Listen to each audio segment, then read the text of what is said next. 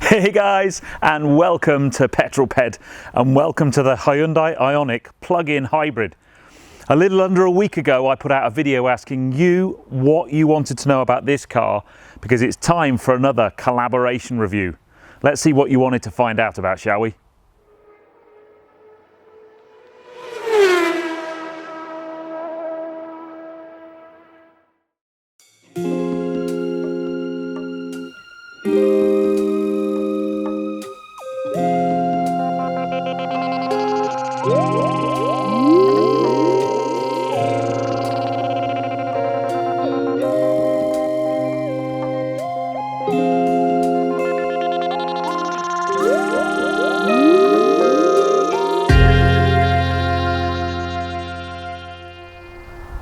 So the great thing about having a car for a whole week is I get to do lots of miles and really get a good feel for what it's like to drive. So there are actually three different variants of Ioniq.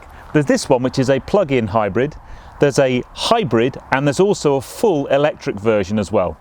And when I asked Hyundai for a car, I really wanted the plug-in hybrid because I've driven a few plug-in hybrids before, but I've never had an opportunity to have them for a long enough period of time to see just what they're like to drive. So, a few stats. This is powered by a 1.6 litre petrol engine, but it's also got an electric drive, so it's got a battery pack and electric motor on there as well. Petrol engine produces 104 PS. If you combine that with the electric power, there's a total power output of 141 PS. We've got 265 Newton meters of torque. This is not a performance car, so 0 to 60 is only a mere 10.6 seconds, and it tops out at 110 miles per hour. The really interesting figure, however, is the combined cycle MPG quoted by Hyundai is 256 miles per gallon. Now, tune into my real-world MPG test to see if I got anywhere near that. I'll give you a hint. I didn't. There were, first of all, lots and lots of questions around the practicality of the car. So let's jump around the back and start answering a few of your questions. I think the first thing to state about this car is it's a big four-door family car. Plenty of room both in the front and rear seat passenger, and the boot space is pretty big. Now, first question was from Monty Griff, was asking about whether the boot space was compromised by the battery packs and the other types of stuff that the car needs, and to be quite honest, not really. If I lift this up, there's a kind of there's a bit of extra storage down there, plenty of storage. The back seats drop down, so you know it doesn't seem to be compromised by anything. There is quite a big lip here if you're like sliding stuff in and out, but that leads me to the next question. So the Speed Machine 35 asked his normal question, can I fit a bike in the back? But then John S14A upped the ante and said, can I fit a mountain bike in the back with the front wheel on? Now, I've done biking car challenges before with my road bike, but I've never tried one with my mountain bike. Just stay there 1 minute. There she blows. Now this might be a bit of a challenge. I am a tall chap. This is a 29er mountain bike with very wide handlebars and huge tyres and a seat post that's very, very high. Now, the first thing to do is probably drop the seats. Nice and easy to drop those. I need to take this parcel shelf out. Parcel shelf out. If this goes in, I'll eat my hat. No. No, I think the answer to that question is no. So I think you'll agree, a pretty practical load space. In the car at the moment, underneath this kind of secure net, we've got our two chargers, which we'll go and have a chat about very shortly. But let's jump in the front seat and have a chat about the technology, comfort of the cabin, and answer all the questions you wanted to know about that. So welcome to the interior of the Hyundai Ioniq. Now, you may well think, well, it's going to be not a very nice interior in here, it's a Hyundai. And I have to say, that's just not the case. There's a lot of plastic in here, don't get me wrong, but for the price point of this car, that's to be expected. These seats are super comfy. They don't have a huge amount of support up top near the shoulders, but there's lumbar support and very comfortable on a long journey. I didn't get a numb bum at all. The steering wheel has kind of the sort of adjustment that you'd want to get into a really nice comfy position. The MMI and the whole interface that I have around me is a really user-friendly one. This touchscreen display is very easy to use and navigate, and it's super easy. Now, interestingly, I don't know if you just heard that, the engine has just kicked in because I didn't charge the car since I've used it. It's got very, very minimal electric. So as soon as you kind of start doing anything, it fires up the engine just to help out the batteries a little bit. So first impressions of the car on a long journey, very, very comfortable, nice place to be. But let's find out what some of your questions were, and I'll see if I can answer them for you. Okay, so the first question is from Jonathan Stringer, and actually I've kind of there's a nice segue into that question. Jonathan's question was, does the heating still work when you're in full EV mode? Now, the answer to that is it can do. So what will happen with this car is it's very good at trying to reserve or save power. So one of the really nice features is on the aircon display unit down here, it's the first car I've ever been in where it has a driver only setting. So I've got dual zone climate control if I have a passenger, but if I'm on my own I can just have aircon in my seating place so that I basically save some power. If you fire up the car like I've just done and there's low power, or if it's a cold morning and you want to put the heating on, or all that, this has got a heated steering wheel, there's lots of electric stuff in here. All that happens is the engine kicks in just to basically maintain as much battery charge as possible. Now then, the next question is from Stuart Parker. Now, if you've watched my Living with real world MPG test, one of the features that drove me absolutely mad is this car has a foot operated handbrake. So I guess it would be a foot brake, but so I'm not quite sure why.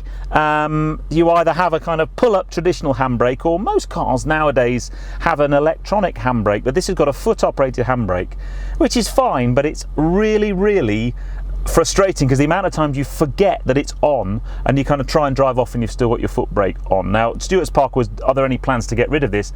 Honestly, I really don't know, but I'm not a fan, if I'm honest. I'd rather have either a normal handbrake that you use with your hand, or an electronic one that you just flip a little button like many cars nowadays. And then the last question around the interior and so on was from Colton Cleveringer, and Colton asked basically, this isn't a sports car and it doesn't have sports car performance, although it does put a smile on your face. But Colton's question was, does it make up for that with things like creature comforts and nice features? And simple answer to that actually is yes, it does. It's got some really nice driving features. So there's lots of the kind of things that you would want. You've got lane departure warning, you've got a brilliant stereo, you've got the really interesting thing that keeps you interested is basically moving between the different drive modes. So yeah, you kind of you approach this car in a different way. Don't approach it like a sports car, you will be disappointed. But you can approach it in a way that's a great car to get you from A to B comfortably, with all of the kind of things that you would want from a premium car. Now then, the next set of questions all related to charging of this car. So I reckon we go and take it over to my garage and have a chat about that. Okay, so we had lots and lots of questions about charging and range. So basically got two lots of charging cables. This one is for when you're charging at home. It plugs into a normal 3-pin socket on the wall. Obviously that's a UK socket, it'd be different for all my European and American viewers. And this is the cable that you use when you're at a charging station that's out in public. So the first question was from Phil Hardy, who wanted to know, how long does it take to charge from empty? Well, really simple answer to that is 2 hours and 15 minutes as quoted by Hyundai. You basically plug the charging cable into a little charge port on the left hand side of the bonnet just here, and about 2 hours and 15 minutes later you have a full electric charge. Now the next question, I actually had the same question from Eve Klein and Stuart UK, and I've got my notes here so I make sure I'm accurate, and they both wanted to know what was the range. But Hyundai quote an electric range, all electric drive only, of 39 miles and a combined range of 660 miles. Now in the real world, when I had that and I filled it up before I drove off to Stratford, I had a fuel range of 512 miles, an electric range of 34 miles, which made a combined range of 550 miles. So it's a pretty decent range, and obviously you've got the advantage, if you do run out of electric, you can just run on petrol power and go and find a petrol station. But let's put these cables back in the boot, and I'm sure you're all dying to find out just what this car's like out on the open road. So let's take it for a drive, shall we? Right then, let's get some driving done. It's about time. Put this car through its paces, so car on. Bring, bring, bring. I'll probably find a way of turning that off. Handbrake off, in gear, let's go. So let me just give you my driving impressions of this car before we answer some of your questions. It has a nice feel to it, the steering's got a nice weight, but the one thing that hits you straight away is it doesn't have stellar performance, this car. The throttle feels quite heavy, so when you it's quite heavily sprung, so you kind of put your foot down and you don't get that instant zap that you might think you would. However, the one mode I haven't really driven it in very much is maybe the one that will give me that. So I've got a box that has a sport mode. So if I just knock the box over into sport mode, instantly I get a rev counter showing. It's the only time you get the rev counter showing on the dashboard, and I have a little bit more punch and performance. Listen, this car's not a performance car.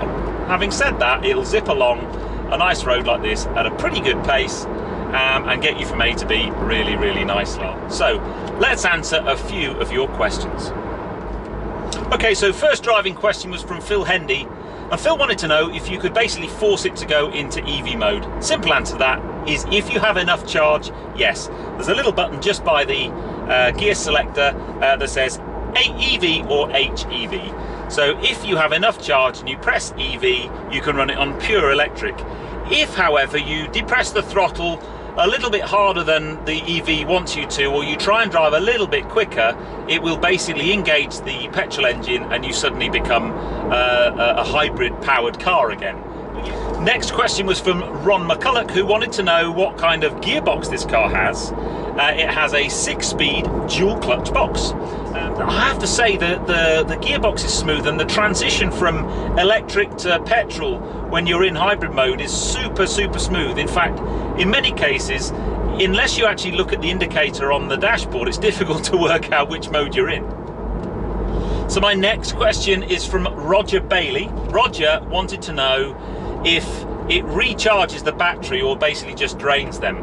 Well, from what I can gather, certainly from my experience in the car so far, it pretty much maintains the battery level by regenerative braking, by when you lift off, you put some energy back into the batteries. And if you had a full charge and you drive it on hybrid, you pretty much maintain a full charge, and you just get the electrical assistance helping you and sort of trying to make it as fuel efficient as possible.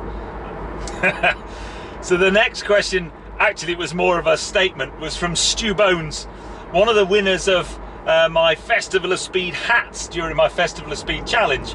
And basically Stu Bones said if I get half of the quoted MPG that Hyundai say for this car, he would eat his Festival of Speed hat. Well mate, your hat is safe. I didn't get anywhere near it. If you watch the video, I averaged about 68 miles per gallon, so quite some way off of the 200 plus miles per gallon quoted by Hyundai. But as I said in that video, I actually think that's quite impressive. And actually, if I'd have set a particular challenge with a particular type of journey and length of journey, I could have hit that 200 plus miles per gallon, but not over a longer journey than maybe 70 or 80 miles, that's for sure. Now the last couple of questions is from John S14A, and John actually asked me quite a large number of questions, but I think I've answered most of those because they were asked by other people. But a couple that were left that are still left over. The first one was, what's the kind of overtaking like and sort of keeping up with traffic? Now, it's not bad, but I do think that you would maybe find yourself on occasion, especially on a single carriageway road, underpowered, wanting to overtake something and struggling. Just because you haven't got the out and out grunt. Even if you dropped it into sport mode, I think you may well struggle a little bit on that one. The other question was, do you feel like a granddad driving it? And honestly, no, I don't think I do. It certainly makes you drive in a more mellow fashion. You don't feel like you need to get from A to B with your hair on fire. It's nice, it's comfortable, it's got all the gadgets on it. but I certainly have never at any point felt like a Grandad. I actually think it's a pretty out there car. It's, you know, it's the technology that we need to be thinking about going forward. This kind of hybrid drive technology. It's got lots of gadgets. It's got really great tech on board. So no Grandad here, mate. Okay, let's do this 0 to 60 test. 3, 2, 1. Go on, baby. Come on. 60. Not the quickest 0 to 60 I've ever done, but yeah, not bad. So back at the barn to answer the final set of questions from all you lovely peddlers. So Mark M asked a very simple question. Would I replace the S4 with one of these? And the simple answer to that is no. However, the less simple answer is I would consider a plug-in hybrid. This car just doesn't have the outright performance for me, unfortunately. But the hybrid I have driven that was the Porsche Panamera Sport Turismo. That car was absolutely brilliant in every way. Unfortunately, it's slightly beyond my price range. 19 Mark Z has asked a question, would I go for the plug-in hybrid or the full EV? Very interesting again. I haven't driven the electric version of this. The nice thing about the plug-in hybrid is you get the benefits of electric, but you have an engine to back you up just in case you run out of range. The downside is you don't normally get a great deal of electric range, so you're most of the time running on a petrol engine or in hybrid mode. So Graham Wood and Ian Doe have both asked very similar questions. Graham wants to know if buying a plug-in hybrid was worth the extra money over a normal car. The fuel economy I've got out of this has been very, very impressive. It's not anywhere near the quoted figure from Hyundai, but it's still a good number.